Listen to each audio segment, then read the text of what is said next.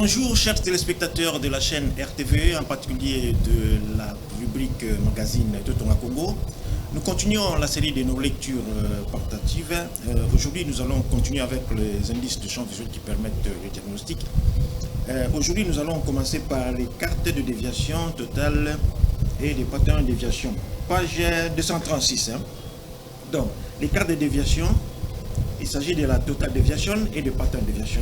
Ce sont des cartes comportant la sensibilité visuelle, comparant la sensibilité visuelle mesurée chez le patient avec une base de données de référence normée de la population saine du même âge. Donc, la mesure mesurée chez le patient, on compare ça à la mesure sur le même point de la population de référence chez qui on a pris plusieurs mesures, on a fait la moyenne. On compare maintenant cette moyenne-là à la valeur trouvée chez les malades. Maintenant, on trouve la déviation entre la valeur trouvée chez les malades et la valeur qu'on a mesurée chez la population. Donc, type de carte, il y a deux cartes, déviation totale et pattern déviation. Dans la déviation totale, on trouve la différence globale par rapport à la normale, donc la détection de déficits globaux, exemple les cataractes. Tandis que dans la pattern déviation, la différence corrigée des pertes globales, c'est-à-dire la localisation précise de déficits locaux, exemple glaucome. Ce sont des notions un peu techniques, mais on parle un peu pour tout le monde, pour les techniciens aussi. Donc, planche 237, total deviation map, définition.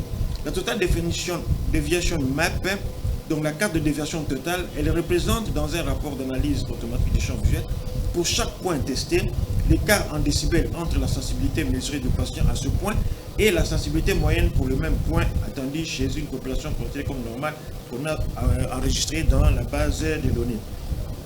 C'est donc la différence entre la sensibilité mesurée et la sensibilité attendue pour chaque point testé par rapport à la référence de la normale. Planche numéro 238. Calcul de déviation totale. La déviation totale à un point du champ visuel se calcule en comparant la sensibilité mesurée à ce point avec la sensibilité moyenne attendue chez une population de référence considérée comme normale du même âge. Formellement, la total deviation à un point XY égale sensibilité mesurée à ce point XY moins la sensibilité normale attendue à ce point sur X, c'est-à-dire la sensibilité normale attendue, c'est la sensibilité dans une population de référence qu'on a déjà testée avant et à laquelle on a fait une moyenne. La sensibilité mesurée est la valeur en décibels obtenue lors du test à ce point précis. La sensibilité normale attendue est issue de bases de données statistiques regroupant les résultats moyens chez les sujets sains ajustés en fonction de l'âge pour chaque localisation du champ visuel. Planche numéro 239. Comment on calcule la déviation totale? La formule mathématique pour calculer la déviation totale en un point I, c'est total deviation en un point I, c'est la sensibilité au point I moins la sensibilité de la population normale à ce point-là, au point I. Où TDI est la déviation totale au point I, SI est la sensibilité mesurée au point I du patient, S norme I est la sensibilité normale attendue au même point I pour une population normale du même âge. Ainsi, la total deviation map, donc la carte de déviation totale, met en évidence les points du champ visuel où la sensibilité est inférieure ou supérieure à la normale en fonction de l'âge du patient, indiquant des zones où la vision est altérée par rapport à un standard de référence qu'on a enregistré dans la base de données. Planche numéro 240, le calcul de la déviation standard suite. Ce calcul donne un écart brut, positif ou négatif, entre la performance réelle du patient et la normale. Une valeur négative signale une perte de sensibilité localisée, un point où le patient détecte une lumière plus intense que la normale, c'est-à-dire que le patient a besoin d'une lumière plus forte parce que la sensibilité est diminuée. Cela témoigne d'un déficit visuel. Ce principe est appliqué point par point à l'ensemble des stimuli testés dans le champ visuel. Le logiciel d'analyse peut regrouper ces valeurs sur des zones qu'on appelle cluster pour une meilleure interprétation régionale. Oui, c'est-à-dire pour chaque région de champ visuel. En résumé, la total deviation est donc la différence entre la sensibilité mesurée chez le patient et la sensibilité standard normée pour l'âge en décibels à chaque point du champ visuel. La sensibilité standard, c'est-à-dire la sensibilité qu'on a mesurée dans une population supposée normale et pour lesquelles on a fait une moyenne. La planche 241. Lecture de la total deviation map. Elle indique à quel point la sensibilité rétinienne généralement en décibels à un point donné est meilleure ou pire que la moyenne normale. Parce que la sensibilité peut être meilleure aussi d'abord, quand on parle de moyenne, ça dit qu'il y a des valeurs supérieures et des valeurs inférieures. Même dans la population de référence, quand on parle de moyenne, il y a des gens qui ont été un peu plus sensibles et d'autres qui ont été un peu moins sensibles. Donc la moyenne chez le patient, c'est la même chose. Quand on mesure la valeur chez le patient, on fait avec la différence là. Donc la différence peut être positive ou négative. Si la sensibilité du malade est plus élevée, c'est-à-dire qu'il est soit hypersensible, soit qu'il y avait moins de personnes dans la population de référence qui avaient une sensibilité normale. Donc, toujours la planche là, elle indique donc à quel point la sensibilité rétinienne, généralement en décibels, à un point donné de la rétine, est meilleure ou pire que la moyenne normale. Un chiffre négatif signifie que la sensibilité en ce point est réduite par rapport à la normale, ce qui suggère un débit ou un déficit visuel localisé. Un chiffre proche de 0 ou positif indique que la sensibilité est normale ou meilleure que la moyenne attendue pour l'âge. Donc plus le chiffre est négatif, plus l'anomalie est prononcée. Les résultats sont souvent accompagnés d'une représentation graphique avec des symboles ou des carrés de couleurs ou d'intensité différentes qui signalent la significativité statistique de cet écart. Par exemple, plus la case est foncée, plus la perte est rare et dans la perte est rare dans la population de référence considérée comme normale. Importance de la planche 242, importance de la total deviation, elle permet d'évaluer la perte ou excès global en décibels de la sensibilité locale par rapport à la norme sans correction des pertes globales éventuelles dues par exemple à une cataracte. Elle mesure donc un écart brut à la normale sans correction des pertes globales permettant de détecter des déficits locaux ou globaux de sensibilité rétinienne lors de l'interprétation du champ visuel. On doit ajouter quand il s'agit de la sensibilité de la rétine, quand la sensibilité du patient est élevée, il y a aussi des cas de sensibilité, d'hypersensibilité de la rétine quand il y a des toxines par exemple, quand il s'agit des cas d'intoxication. Il y a des périodes d'intoxication qui excitent la rétine, qui rendent la rétine plus hypersensible. Donc, une hypersensibilité de la rétine ne suffit pas toujours. Une bonne chose, ça peut être un signe d'une intoxication qui rend le nerf optique et puis la feuille rétinienne plus sensible. Ça devient plus sensible, donc ça peut être un signe d'intoxication qu'il faut commencer à rechercher les signes d'excitabilité de la rétine. Elle est utile pour détecter des déficits structurés, précoces ou étendus, car elle montre directement l'écart de la sensibilité fonctionnelle du patient par rapport à la norme indiquant l'état fonctionnel localisé de la rétine ou du nerf optique sur cette zone. Planche numéro 243, synopsis de la totale déviation MEP. Éléments, par exemple la sensibilité mesurée. La sensibilité, c'est la luminosité minimale la sensibilité minimale détectée par le patient en décibels. Ça, c'est la sensibilité mesurée. On avait vu en haut, c'était SI, la sensibilité du patient. Luminosité minimale détectée par le patient. La intensité minimale que le patient peut détecter. Sensibilité attendue normale, c'est la moyenne statistique de la population du même âge en décibels. On avait déjà expliqué ça. Total deviation, c'est la différence entre les deux valeurs positives ou négatives en décibels. Interprétation, négatif égale sensibilité réduite, proche de 0 égale normal, ou positif normal, ou meilleur que normal. Mais on avait vu que quand la sensibilité est élevée, ça peut signifier aussi une intoxication, ce qui n'est pas normal. Planche numéro 244, valeur normale de total deviation map. Pour un point normal, la total deviation est proche de 0 décibels, ce qui signifie que la sensibilité mesurée correspond à la normale attendue. Des légers écarts autour de 0 sont possibles et normaux dus à la variabilité individuelle et aux conditions d'examen. En pratique, une valeur de total deviation entre environ plus 2 et moins 2 décibels est considérée comme normale ou sans signe significatif de déficit. Des valeurs plus négatives que moins 2 à moins 3 décibels peuvent indiquer une réduction anormale de la sensibilité locale qui peut être un signe précoce de pathologie. Exemple dans les glaucomes. Les rapports comportent généralement un code statistique signalant si la déviation est statistiquement significative, par exemple P inférieur à 5%, P inférieur à 1%. Planche numéro 247, synopsis des valeurs normales de la TDM. Valeur de total deviation même et interprétation. Environ, quand la valeur de TDM, total deviation, est de 0 décibels, la sensibilité est normale à ces points.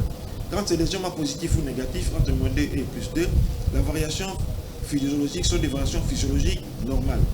Plus négative, moins 3 décibels, sensibilité réduite, anomalie possible.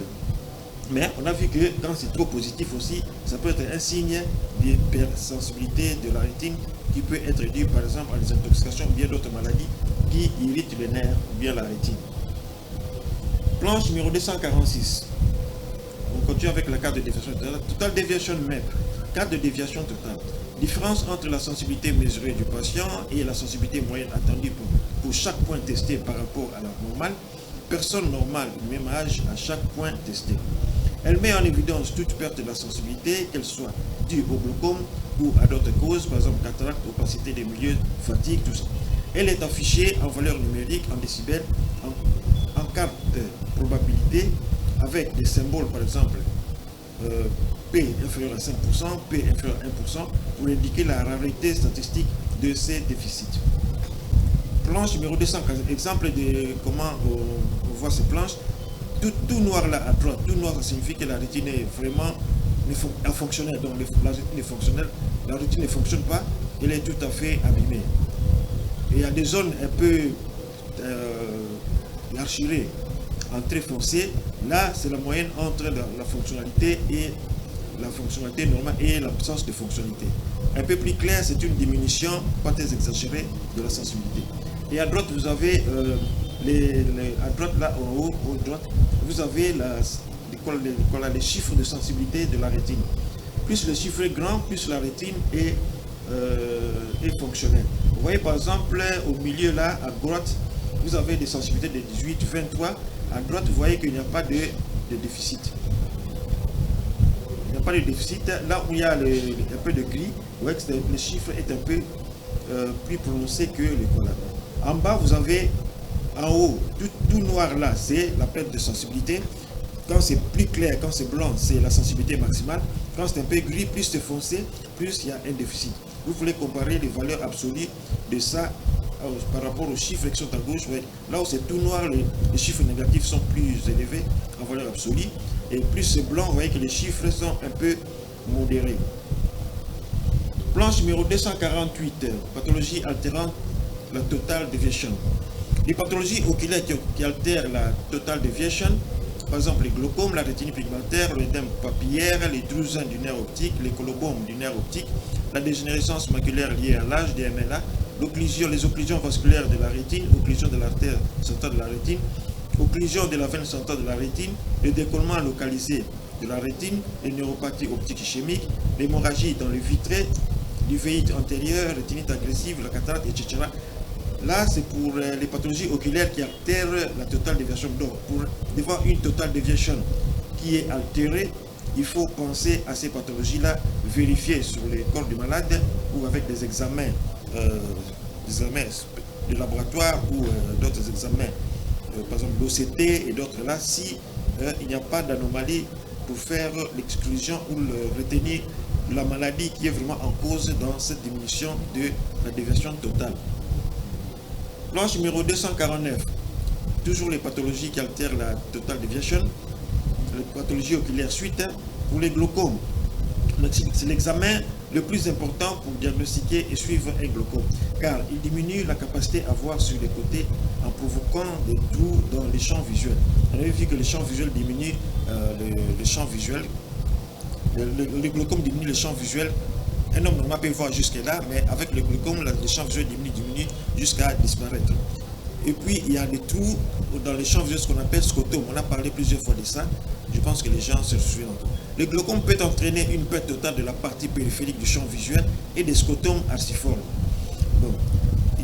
La rétine pigmentaire. Cette maladie rétinienne périphérique peut causer une perte totale de la partie périphérique du champ visuel, parfois décrite comme une vision en canon de fusil où seule une portion centrale persiste. On appelle ça aussi parfois champ visuel tunnelaire, c'est-à-dire que tout est perdu sauf un petit espace devant où la vision persiste encore. Mais c'est la dernière phase. Après cette phase-là, c'est la cécité totale. La personne devient dans le noir absolu. Planche numéro 250.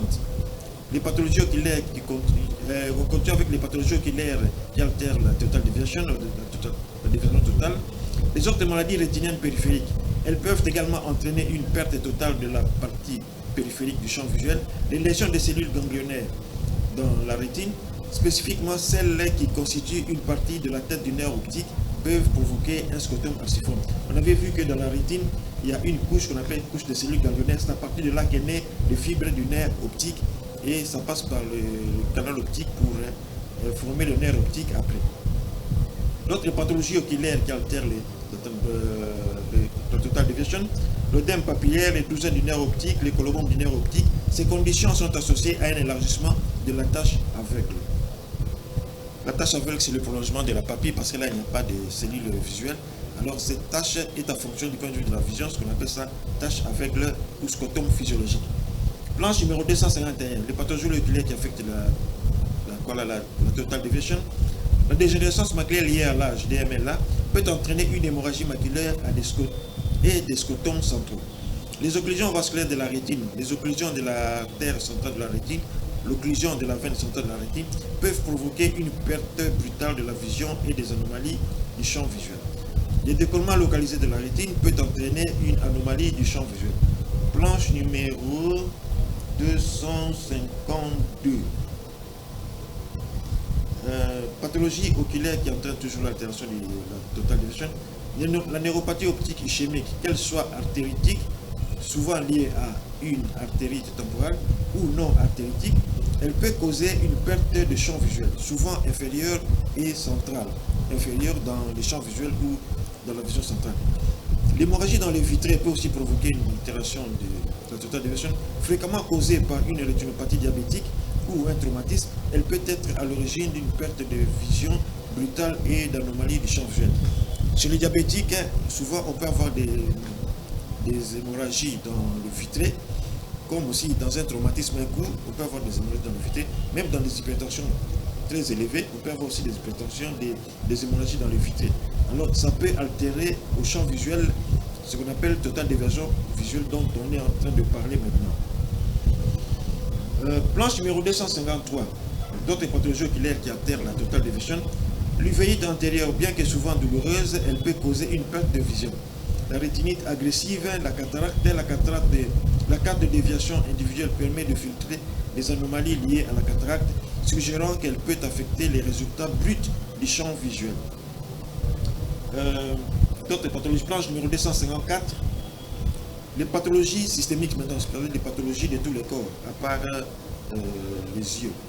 L'artérite temporale ou artérite à cellules géantes, le diabète et hypertension artérielle, le syndrome d'hyperviscosité sanguine et de drépanocytose, le traumatisme, la migraine ophtalmique, les accidents ischémiques transitoires ou accidents vasculaires cérébraux AVC, la sclérose en plaques, les certaines toxiques ou médicaments peuvent aussi altérer la total déviation totale. Planche numéro 255, on continue avec les pathologies systémiques, c'est-à-dire d'ordre général. L'artérite temporale ou artérite à cellules géantes, souvent associée à la neuropathie optique ischémique artéritique, pouvant causer une perte de vision et des anomalies du champ visuel. Le diabète et l'hypertension artérielle sont des facteurs de risque pour la neuropathie optique ischémique et non artéritique et les hémorragies rétiniennes. Le syndrome d'hyperviscosité sanguine et la drépanocytose peuvent entraîner des hémorragies rétiniennes. Planche numéro 256, les pathologies systémiques suite, donc ils peuvent altérer la total deviation. Le traumatisme peut causer une perte de vision brutale et des hémorragies dans les vitrées. Migraine ophtalmique peut entraîner un scotome scintillant, un champ visuel en mosaïque ou une perte visuelle complète temporaire. L'accident ischémique transitoire ou accident vasculaire cérébral AVC, l'un des deux, peuvent provoquer des déficits bilatéraux systémiques homonymes des champs visuels. Homonymes, c'est-à-dire de même nom, soit de droite, soit de gauche. Sclérose en plaques est associée à la névrite optique qui peut entraîner des anomalies du champ visuel généralement central et une altération de la vision des couleurs. Certains toxiques ou médicaments tels que le méthanol, les salicylates, les alcaloïdes ou la quinine peuvent être des causes de perte brutale de la vision. Nous avons eu des cas d'abord c'était un enfant, je ne sais pas, 8 ans, quelque chose comme ça, 6-7 ans, 8 ans, alors qui était soigné pour la malaria, alors à dose normale, pas à dose élevée. Alors à un moment, plus souvent comme ça, il a perdu toute la vision, devenu aveugle à cause de l'intoxication à la vision. C'était une hypersensibilité à la quinine pour cet enfant-là. Il y a d'autres personnes qui ont suivi aussi des cures de malaria, qui ont perdu la vision, qui sont devenues aveugles et d'autres subissent au contraire la toxicité de l'oreille, toxicité ottique. Avec la prise de maladie de quinine à forte dose pendant un temps assez prolongé, souvent il y a des gens qui deviennent sourds comme ça, ils perdent l'audition. Donc la quinine c'est un médicament qu'il faut utiliser avec beaucoup de précaution. Et quand on prend la quinine, il faut suivre ça de près. On est tellement habitué avec ça qu'on prend ça comme un médicament anodin. Mais la quinine c'est un médicament qu'il faut surveiller de près quand quelqu'un prend la cure de quinine, parce qu'il y a beaucoup d'effets. Ça peut provoquer la cécité, ça peut provoquer la perte de l'audition, ça peut provoquer beaucoup de choses, mais il y a même des gens qui font des arrêts cardiaques avec la quinine, parce que c'est un médicament qui a des effets aussi cardiaques. On continue avec la planche 257, pattern deviation quantitatif. C'est un examen quantitatif. On a parlé de la total deviation, maintenant on va parler de la pattern deviation, c'est-à-dire déviation sous forme de modèle. La pattern déviation est une correction du champ visuel qui met en lumière les défauts localisés de sensibilité en éliminant l'effet des pertes globales, permettant une analyse fine et ciblée, notamment dans les suivis du glaucome ou d'autres neuropathies optiques. Planche numéro 258. La pattern déviation corrigée ou déviation du motif d'un champ visuel automatique est donc une carte qui met en évidence les anomalies localisées du champ visuel après avoir éliminé les effets d'une perte diffuse globale, telle qu'une réduction générale de la sensibilité, par exemple due à une cataracte. Elle révèle donc les défauts focaux en corrigeant la déviation totale, ce qui permet de distinguer les pertes localisées pertinentes cliniquement. Planche numéro 251. La formule de la pattern déviation, sous forme de modèle. Mathématiquement, la pattern déviation est un point I. En un point I est obtenu en ajustant la déviation totale. Total déviation, c'est ce qu'on avait vu. En fonction de la déviation médiane, c'est-à-dire la moyenne des déviations. Pas la moyenne, mais le milieu des deux chiffres extrêmes. C'est ça qu'on appelle la médiane. Donc, mathématiquement, la pattern déviation est un point I. En un point I est obtenu en ajustant la déviation totale ou total déviation en fonction de la déviation médiane globale généralisée à tous les points testés, appelé souvent General Height, GH ou Diffuse Loss. Donc la pattern déviation en un point I égale total déviation à ce point-là, moins la global Height, c'est-à-dire que la médiane globale généralisée. Donc PDI est la pattern déviation au point I, TDI égale la sensibilité au point I, mais la sensibilité normale, c'est la TDI qu'on avait déjà vu là, à un point I, et la déviation totale au point I. GH est la valeur représentant la déviation diffuse générale, calculée généralement comme la médiane ou la moyenne de pire déviation, servant à corriger la déviation totale pour enlever la perte diffuse.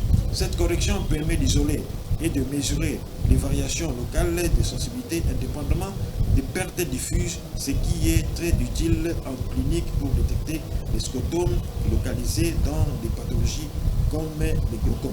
Il y a des pertes diffuses comme dans la cataracte, il y a des pertes diffuses comme dans la diminution totale globale de la sensibilité de la rétine, mais il y a des pertes localisées aussi, par exemple dans les scotomes, là on a des pertes localisées. Comme dans la cataracte localisée, cataracte nucléaire par exemple, là on peut avoir des pertes localisées, c'est-à-dire que ça ne prend pas toute la rétine, mais seulement une portion du champ visuel. Alors que dans les pertes totales dans les cataractes globales, dans l'hyposensibilité de la rétine globale, ainsi de suite, là on parle de pertes diffuses. Tandis que dans les pertes localisées, c'est quand il s'agit des scotomes bien localisés.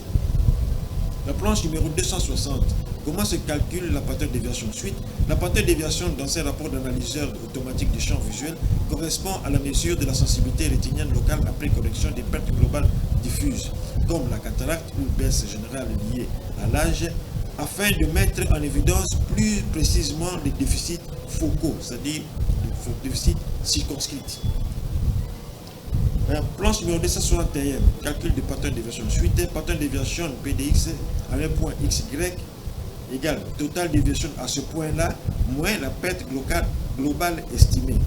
La perte globale estimée, aussi appelée General Height, hauteur générale, est souvent calculée à partir de la médiane ou d'une valeur robuste des déviations totales sur des points peu affectés. Cette correction permet de faire ressortir les anomalies locales sur un fond normalisé par la perte globale. Calcul de plage numéro 262, pattern déviation à un point précis XY. La mesure initiale, on mesure la sensibilité en décibels à chaque point du champ visuel, comme d'habitude. On calcule maintenant la calcul total déviation selon le principe suivant. Pour chaque point, on calcule la différence entre la sensibilité mesurée et la sensibilité moyenne attendue normale pour l'âge du point à ce même point-là. Cette différence s'appelle la déviation totale, c'est-à-dire la différence par rapport à la sensibilité totale. On appelle ça total deviation. Planche numéro 263, calcul du pattern de déviation à un point. L'estimation de la perte globale générale à éteint ou niveau global. Un paramètre global est estimé représentant la perte généralisée sur tous les champs, par exemple due à une opacité diffuse. Ce paramètre est une sorte de grandeur étalon qui résume la diminution moyenne globale de la sensibilité. La correction locale. On soustrait cette perte globale estimée de la déviation totale à chaque point pour obtenir la pattern déviation, c'est-à-dire la déviation corrigée de l'effet diffus qui reflète uniquement des pertes locales anormalement réduites par rapport à la diminution globale. Ça, on a vu, donc ce sont des étapes pour calculer la pattern deviation. Maintenant, pourquoi on calcule ces pattern deviation? Pour différencier à la page 264, pour différencier une baisse diffuse, par exemple la cataracte, d'une altération localisée typique de maladies comme le glaucome. Pour mieux détecter et suivre les déficits qui se voient, pas forcément sur la carte de total deviation, car ce déficit est masqué par la baisse globale. Cette méthode est détaillée dans les principes des analyseurs comme Offray ou Métovision, qui utilisent des statistiques spatiales pour estimer la perte globale et calculer la pattern déviation. Spatial, c'est le rapport avec l'espace. Planche numéro 265, pattern déviation, la méthode quantitative. C'est une méthode quantitative par rapport à la total déviation qui est une méthode qualitative. Maintenant, la pattern déviation, c'est une méthode quantitative. Ici, nous avons les schémas. Pattern déviation corrigée tenant compte des pertes globales. Exemple, cataracte, mettant en évidence les défauts focaux réels en soustrayant la perte diffuse. Vous voyez les résultats qu'on obtient au champ visuel. Ici, le champ visuel de maladie pathologique, vous voyez qu'il y a des chiffres négatifs très avancés. Et à droite, c'est la totale déviation, c'est-à-dire par rapport à la moyenne. Et le pattern déviation, c'est par rapport à chaque point spécialisé. Total déviation, c'est la moyenne, c'est le déficit global, tandis que la pattern déviation, c'est le déficit spécifique à chaque point. Vous voyez les chiffres négatifs qui montrent que les champs visuels et la rétine est hyposensible, c'est-à-dire ça va vers la perte de la fonctionnalité. Ici, maintenant, c'est une autre façon de présenter les choses. Ici, c'est en fonction des hachures. Plus c'est noir, plus c'est altéré. Plus c'est noir, il n'y a pas de fonction. Ça dit que la rétine ne fonctionne pas. Plus c'est un peu clair, plus la vision est maintenue. Vous voyez que dans la total déviation, là, comme c'est un peu global, vous voyez que ça donne une perte totale là. Presque partout, c'est du noir. Mais à droite, comme c'est individualisé, chaque point est analysé spécifiquement. Vous voyez que pour chaque point, il y a des détails, il y a des points qui sont effectivement qui ont la sensibilité abolie, vraiment devenue aveugle. Il y a des points qui restent encore viables, qui sont visibles avec la pattern deviation, mais qui sont considérés comme défectueux avec la total deviation qui est à gauche. Donc la pattern deviation est une méthode plus spécifique, plus précise de voir un déficit de fonctionnalité de la rétine par rapport à la total deviation. La pattern deviation est plus précise et plus sensible. Planche numéro 267, carte de déviation structurée, donc la pattern deviation. Carte de déviation corrigée ou structurée, pattern deviation map.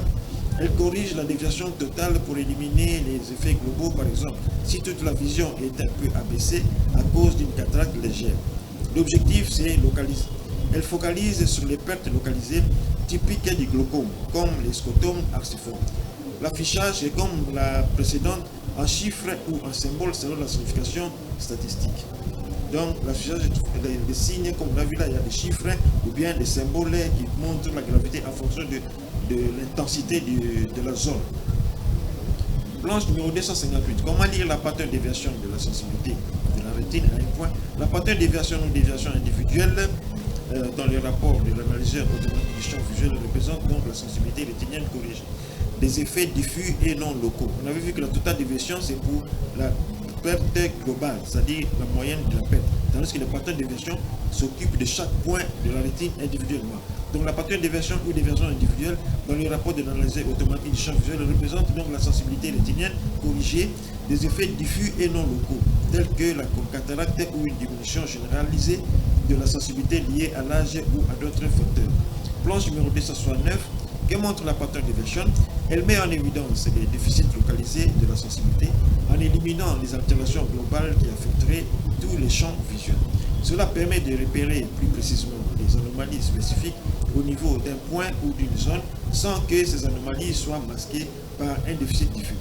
En pratique, la carte de pattern déviation compare la sensibilité mesurée à ce qui serait attendu compte tenu de la perte globale de sensibilité, la déviation moyenne MD. Donc quand on parle de ce qui serait attendu, c'est toujours par rapport à la population de référence chez qui on a fait les mesures, supposant que cette population est normale, et puis après on a fait la moyenne de toutes les mesures obtenues chez ces patients qu'on appelle population de référence, bien Kobeï. Planche numéro 270. Comment lire la pattern déviation? Chaque point du champ sur cette carte affiche une valeur numérique qui indique l'écart, souvent exprimé en décibels, par rapport à la sensibilité attendue corrigée des pertes globales. Des symboles ou codes couleurs, souvent carrés, foncés ou étoiles comme on avait vu là, signalent les points où la différence est statistiquement significative, typiquement à des seuils comme P inférieur à 50, ou 2% ou 1%. Ainsi, un point avec une déviation individuelle diminuée est suspect d'une anomalie localisée comme un scoton. Planche numéro 271, pourquoi se fier à la pattern déviation? Elle est particulièrement utile pour détecter les déficits liés au glaucome où l'altération est souvent localisée. On a vu plusieurs fois dans les émissions passées que le glaucome provoque des scotomes dans tous les champs visuels, les scotomes aciformes, les scotomes ceci, cela. Donc, le pattern de déviation permet de distinguer, reconnaître ces scotomes-là. Elle filtre et les erreurs dues aux opacités du cristallin cataracte ou à une baisse diffuse de la sensibilité. Cela facilite la distinction entre perte diffuse, visible surtout sur la déviation totale, et perte locale, mise en évidence par la pattern déviation. Donc, on a vu que les pertes diffuses, c'est-à-dire globales, sont surtout visibles avec la total déviation, tandis que total déviation totale, tandis que les pertes localisées ou focales sont mises en évidence surtout par la pattern déviation, bien déviation structurée. Planche numéro 272. Voilà comment se présente la déviation structurée. À gauche, vous avez un chiffre, à droite, là-bas aussi c'est la structurée. On fait des hachures, plus c'est noir, plus il y a perte de vision, donc il n'y a pas de vision. Plus c'est clair, plus la vision est conservée. Et en bas, le pattern déviation, tel que on peut montrer ça ici, c'est toujours notre glaucomateur là, avec les jets. Vous voyez la partie supérieure qui est très foncée et en dessous c'est clair, c'est typique du glaucome aussi. Donc voilà l'image qu'on voit pour la pattern déviation. Planche numéro 273, pattern standard déviation. C'est pas une différence avec la pattern déviation. La pattern déviation se base sur la médiane, c'est-à-dire l'extrême des valeurs normales. L'extrême des valeurs normales, on divise par deux, on trouve le milieu des valeurs de la population de référence. Mais avec la pattern standard déviation, là, on considère la moyenne arithmétique, c'est-à-dire on mesure toutes les mesures, on les additionne et puis on divise par le nombre, la quantité de mesures. Là, on trouve la moyenne arithmétique de quoi. C'est sur ça que se base la pattern déviation par rapport à la pattern déviation simple. La pattern standard déviation est 4 types pour la planche numéro 253. Du motif par rapport à la moyenne des déviations, c'est l'indice global qui donne une idée de la variabilité locale de la sensibilité rétinienne en éliminant les effets de perte globale de la sensibilité. Une déviation standard du motif mesure la variabilité locale de la sensibilité visuelle des points testés et reflète la présence d'anomalies focales dans les champs visuels. Anomalie focale, c'est comme on a vu les scotomes. La pattern souligne que cet indice quantifie la variabilité de sensibilité à différents points du champ visuel représentant un motif ou configuration structure particulier des déficits, plutôt qu'une simple mesure globale moyenne de la perte de sensibilité. Donc, le pattern standard déviation, on a vu, c'est plus la perte de sensibilité, c'est plus spécifique pour chaque point mesuré par rapport à la moyenne de la population générale. Là, c'est l'écart, disons, c'est l'écart type, statistiquement parlant, c'est vraiment l'écart type par rapport à la moyenne de la population. C'est-à-dire la somme des, la somme des moyennes, la valeur trouvée sur le malade, la moyenne trouvée sur le patient, on multiplie au carré, on trouve la racine carrée de ça et puis on divise par le nombre. On verra la formule plus loin. 274, planche 274, la pattern standard deviation d'un champ visuel automatique est donc un indice qui mesure la variabilité locale des sensibilités visuelles au sein du champ, c'est-à-dire la déviation des sensibilités de chaque point par rapport à la moyenne globale corrigée des pertes diffuses. Elle met en évidence les variations topographiques ou les défauts localisés qui ne sont pas expliqués par une perte uniforme globale.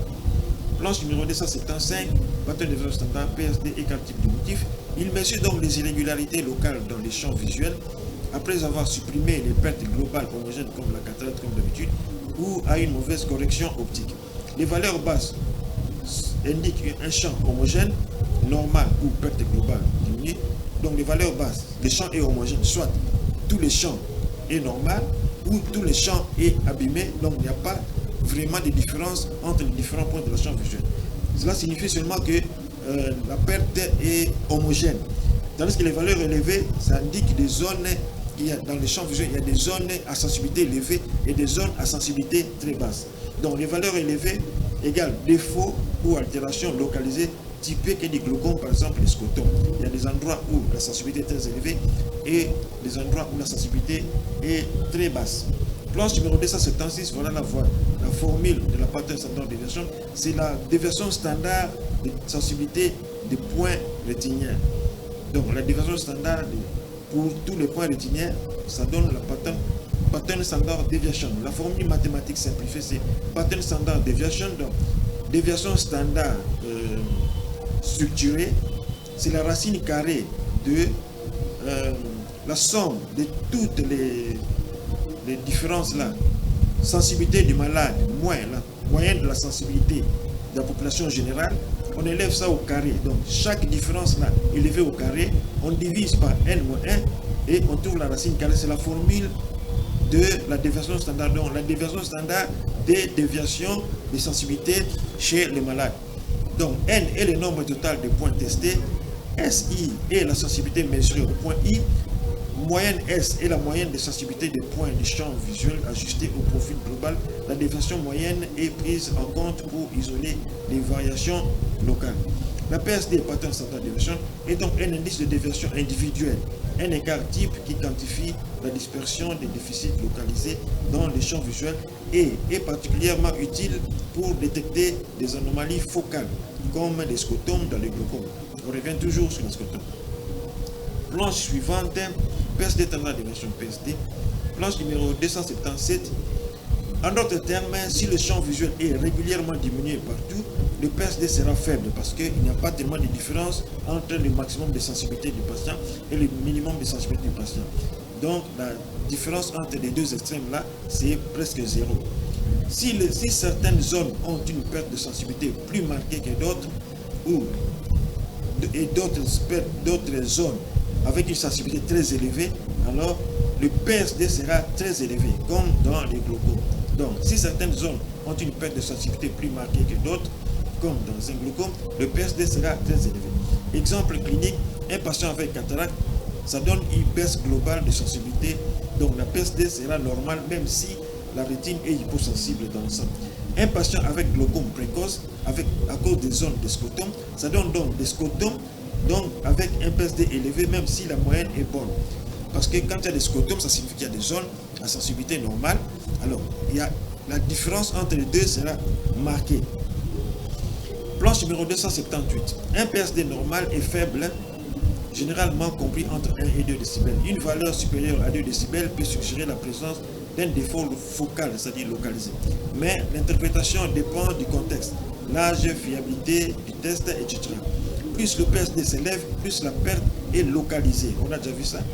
Et précoce, dans les glaucomes précoces ou focales. Planche numéro 279 PSD. L'utilisation de PSD, ça permet de détecter des altérations précoces du champ visuel complémentaires au mid deviation, un PSD élevé supérieur à 2 avec un mid deviation modérément altéré de moins 2 à aussi de suggère une atteinte focale précoce avant que le déficit devienne diffus. Un PSD très faible avec une mid deviation très altérée suggère une atteinte diffuse avancée. Planche numéro 280. Par exemple, la mid deviation avec une mid deviation de 14,80 et PSD de 5,08.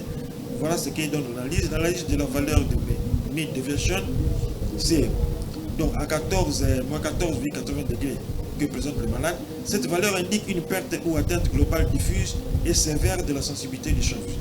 Pour rappel, une mid deviation normale se situe entre 0 et moins 2 décibels.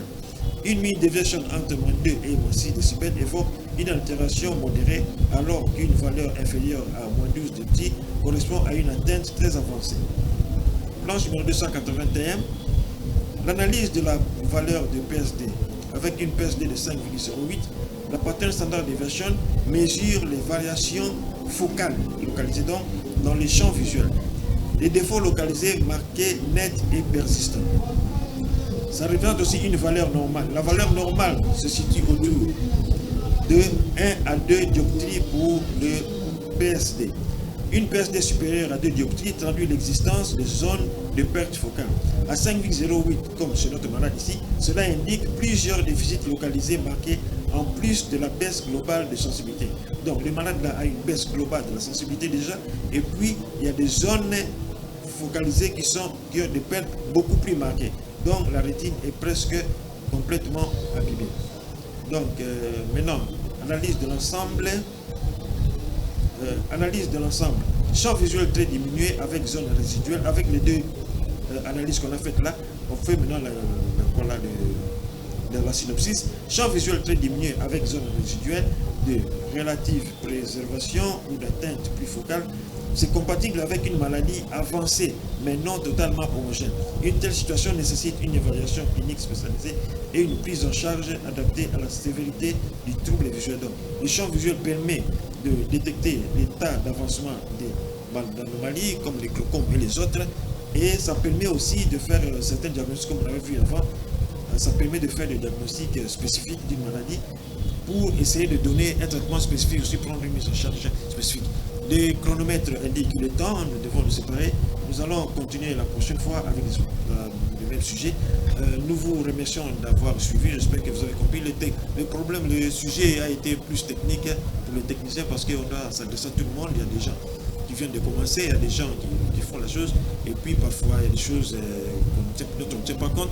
Alors il serait nécessaire de rappeler que tous les éléments qu'on trouve dans les examens de champs visuels sont importants, et il faut aider aussi les autres à essayer de maîtriser ces choses-là.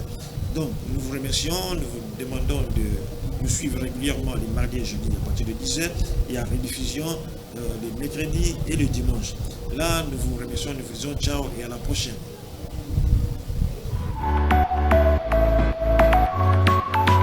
RTVE